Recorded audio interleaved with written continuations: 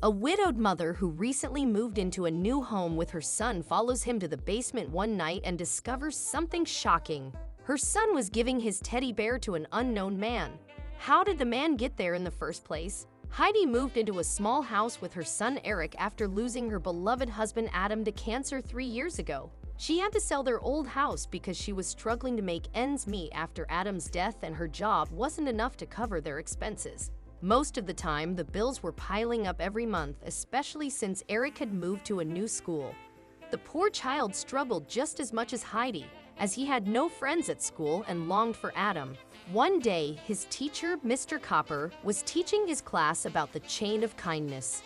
"So children," Mr. Cooper explained, "what a chain of kindness basically means is that you help someone in need and then ask that person to help another person.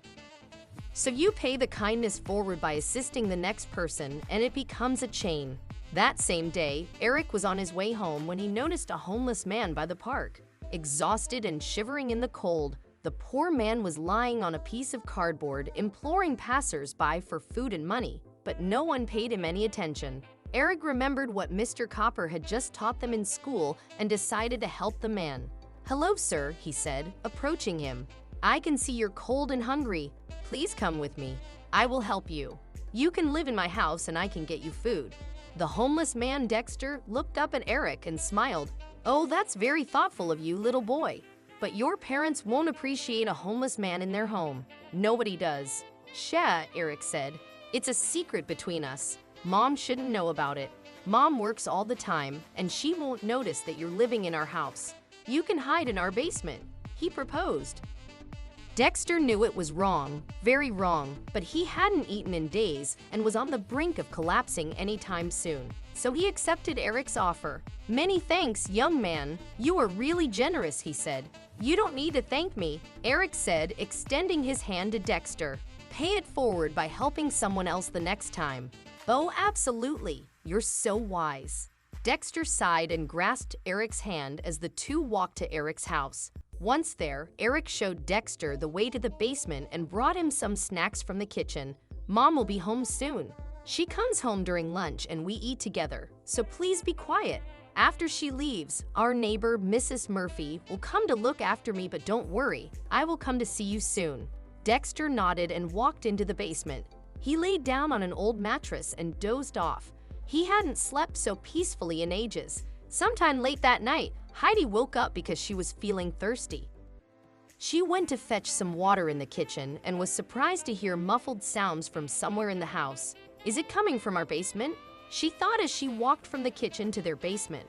Suddenly, she noticed the basement door was open and she saw Eric descending the stairs. She followed him down the stairs to the basement. Then she saw her son giving his teddy bear to a stranger and she panicked. "Good Lord, who the hell are you?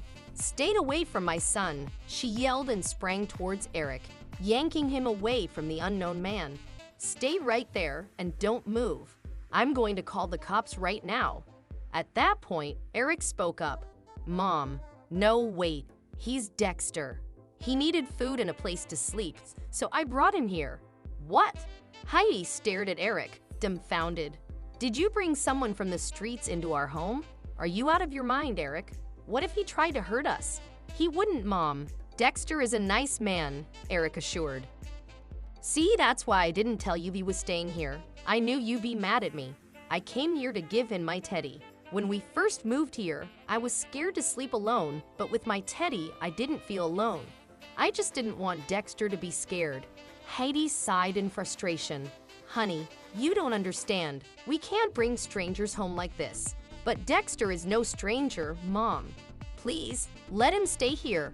Please, please," Eric pleaded. He also told her what he'd learned about helping someone in need at school. Heidi couldn't decide whether or not to let Dexter stay.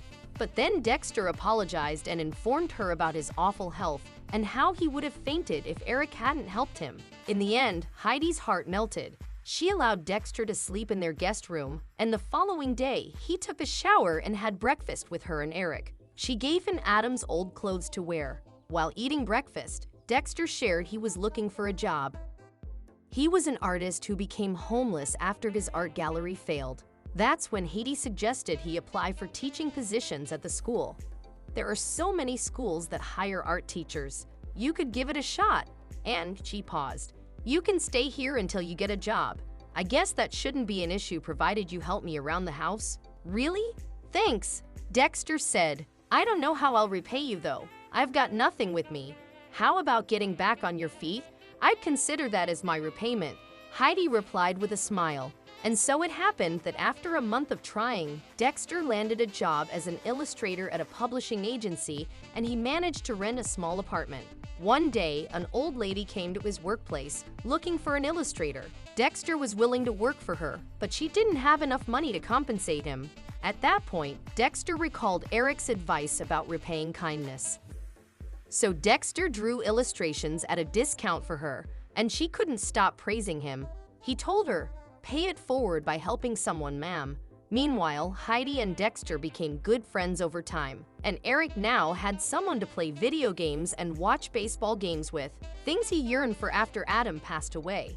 6 months down the line, things progressed even further. Dexter proposed marriage to Heidi and she said yes. It turns out they had both fallen for each other, but neither wanted to make the first move, fearing rejection.